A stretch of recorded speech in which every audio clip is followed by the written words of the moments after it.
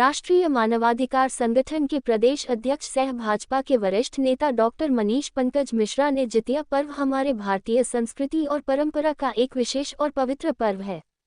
ये पर्व मुख्य रूप से मातृत्व की महानता और संतान के प्रति मां की अटूट ममता का प्रतीक है। इस दिन माताएं अपने पुत्र पुत्रियों की लंबी आयु, अच्छे स्वास्थ्य और सुख समृद्धि की कामना करते हुए उपवास करती हैं और निष्ठापूर्वक पूजा अर्चना करती हैं। माँ का स्थान संसार में सर्वोच्च है। पुत्र चाहे कितना भी कुपुत्र क्यों न हो जाए, लेकिन माँ कभी कुपुत्री नहीं होती। वह अपनी संतान के लिए अपने जीवन की खुशियाँ भी न्यौछावर कर देती है। माँ अपने आंचल की छाँव में संतान को केवल सुरक्षा ही नहीं, बल्कि संस्कार और आत्मबल भी प्रदान करती है। जितिया पर्व इसी अटूट ममता, त्याग और समर्पण का जीवंत उदाहरण है। आज इस पावन अवसर पर मैं सभी माताओं और बहनों को हार्दिक बधाई और शुभकामनाएं देता हूं। ये पर्व सभी के जीवन में खुशियां लाए, संतान दीर्घायु हों और परिवारों में प्रेम, एकता तथा सुख शांति बनी रहे, यही मेरी प्रार्थना है। जितिया पर्व हमें ये भी संदेश देता है कि हमें अपनी परंपराओं और संस्कृति से जुड़े रहना चाहिए।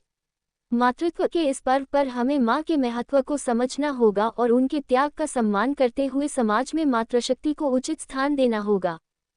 आज जितिया महापर्व पर आज नहाए खाने से स्टार्ट से लेकर जितिया महापर्व को सभी माताओं को मैं हार्दिक बधाई और शुभकामना देता हूँ कि ये माँ बेटे का जो पर्व है वो महान पर्व में से एक गिने जाता है।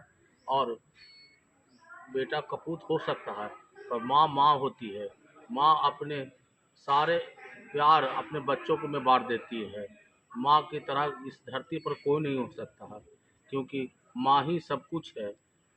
इसीलिए इस जितिया पर्व पर देश के सभी माताओं को मैं हार्दिक शुभकामनाएं और बधाई देता हूँ और हाथ जोड़कर प्रणाम भी करता हूँ।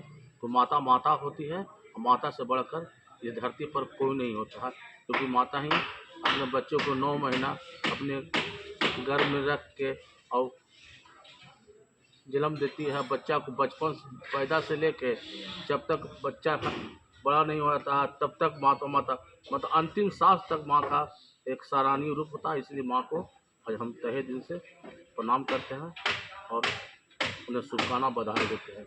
मैं गया जी से डॉक्टर मनीष पंकज मनीष मिश्रा, गया जी, बिहार।